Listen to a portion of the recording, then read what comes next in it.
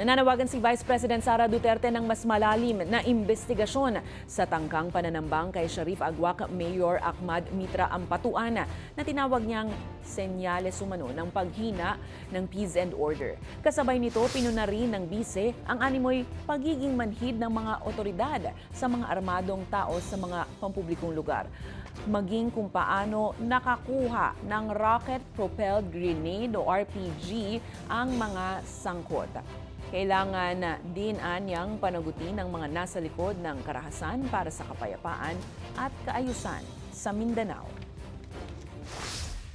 Napapansin ko sa mga otoridad, parang life goes on. Normal lang na meron kang nakikitang RPG sa gitna ng daan. In broad daylight. Hindi yan normal at hindi yan dapat pinapalampas. Dapat merong malalim na investigasyon.